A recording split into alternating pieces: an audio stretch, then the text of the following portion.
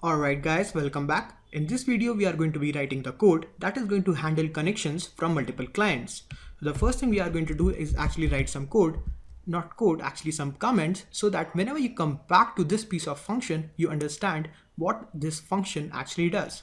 So we are just going to write handling connections from multiple clients, and we are not only going to handle connections, but we are also going to be saving each connection to a list. So we have created these two empty lists over here, and every time we connect to a client, the connection object is going to be saved in this first list and the addresses are going to be saved in the second list.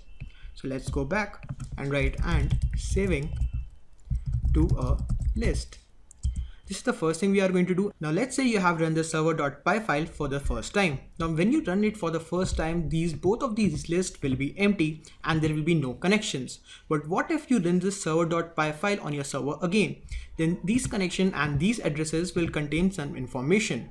So what we want is that we want to add another functionality that whenever we run this server.py file again, all the previous connections should be closed. So we are also going to add this thing to our code. So let's write closing previous connections when server.py file is restarted.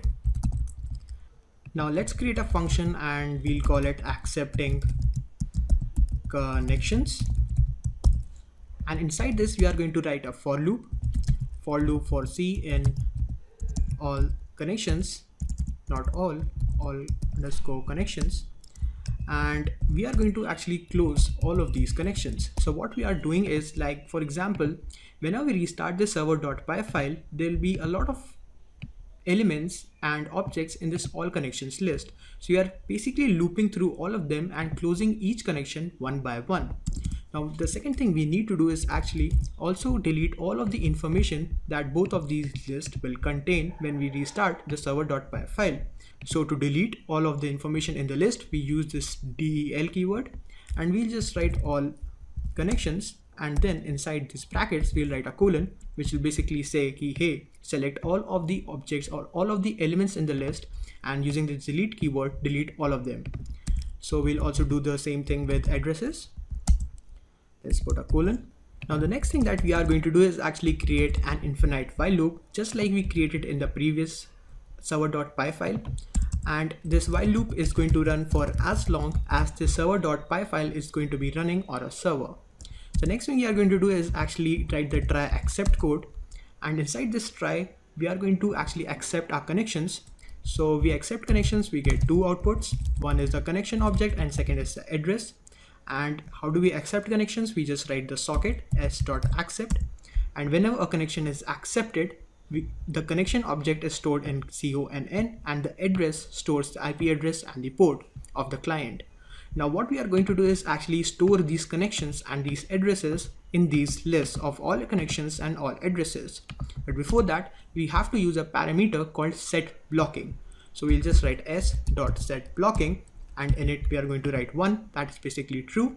And what this does is that it prevents the timeout of connections. So for example, let's say a client has connected to your server. If you do nothing with that server, it's soon going to time out and disconnect. So this set blocking prevents the timeout from happening. Let me just comment that too. Prevents timeout from happening. Actually, prevents timeout is fine. All right. So the next thing we are going to do is actually store these connection objects and these address in these empty lists. So to do that, we'll just write all connections dot append. Append is basically used when we need to add something to this list. So we're just going to write conn inside it, and then we are going to do the same thing with address and dot append, and we'll just write address inside it.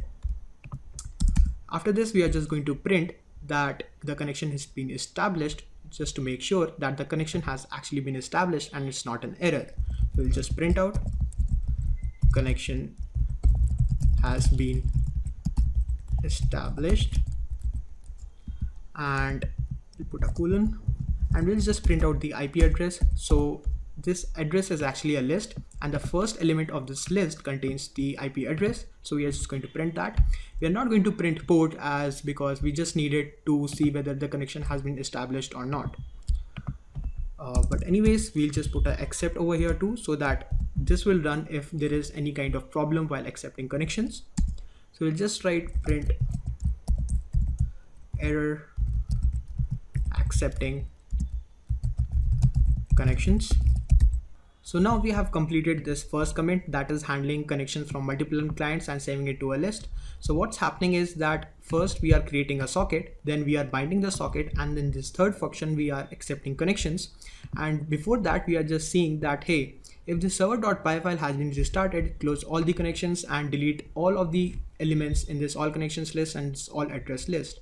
Then we created a while infinite loop which is going to run for as much time as the server.py file is going to be running.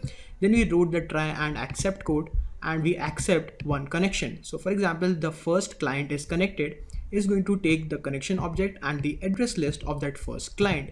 Then we put the set blocking as 1, which is going to prevent the timeout from happening. Then we appended this connection of the first client to all connections, and we appended the address also to the all address list, and then we just printed out whether address connection has been established or not. Then in the accept, if there is some kind of error, we just printed out error accepting connections. Now let's say that the first connection has been established and first client is connected to our server. Now what will happen if the second client comes? It will go to this while equals to true, and then it's going to come to try, and then the second connection is going to be established, and it's going to store the second client's information in these two elements, and then the set blocking is 1. Now this list of all connections will contain the data of all clients. So the first client will be stored in the first element of the list, and the second client will be stored in the second element of this list. So it will be stored in the second element because this is the second client. The same is going to happen with this all address list, and then it's going to print the connection has been established.